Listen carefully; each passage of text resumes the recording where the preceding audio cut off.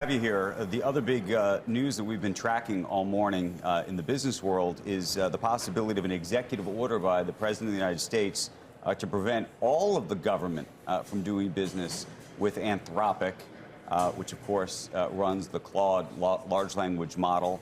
I'm curious what your reaction to that is and whether you think the Department of War should no longer be using Anthropic, and whether you think the entire government should not be using Anthropic.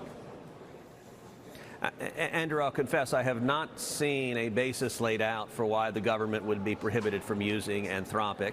Claude is one of the many AI tools that can be very helpful.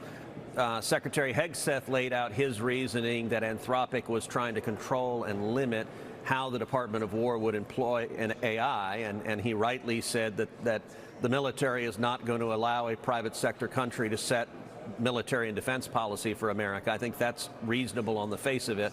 I haven't seen a broader basis for a government-wide prohibition, so I don't, without more information, I don't have a view one way or the other. I think part of the question is just whether this has become effectively political or not. In part because it appears now that the deal that has been reached between the Pentagon and OpenAI is actually quite similar to the deal that Anthropic effectively was putting forth, meaning OpenAI is providing its model, but with all of with guardrails on it. Look, my view on AI, as you know, I chair the Senate Commerce Committee, and I think we are in the middle of a race for AI with China. And I think it is the most important economic challenge of this next century, that we need to win the race for AI. Whichever country wins the race for AI is going to dominate AI. We are going to see millions of jobs that are going to be created through dominating AI.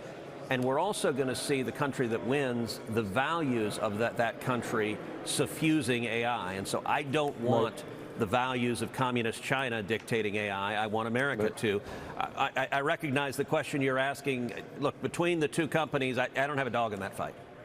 But I think the senator is always honest, and you would probably say, just as it wasn't right when we were trying to win the EV race to exclude Tesla from that White House meeting because they didn't employ union workers, this is probably not necessarily the right move if it's political. Neither one is right, and one administration does it doesn't mean it's okay for another administration to do it, if that's what it is, some personal thing between Hegseth and Darrow. Look, Anthropic as a company has a whole bunch of Biden administration and Obama administration alums. They're a very political company. And they were the most vocal of all the tech companies, urging the Biden administration, or urging President Biden to sign the Biden AI executive order, which basically put the federal government in charge of AI. It was catastrophic. Thankfully, President Trump repealed that executive order. But I think Anthropic was quite eager to have the federal government in charge of AI when their friends and buddies were deciding who would be favored. I think they may have a very different view now that there's a different administration. That's the reason I don't think government should be picking winners and losers. I'm a free market guy, not a government control guy. Senator Ted Cruz.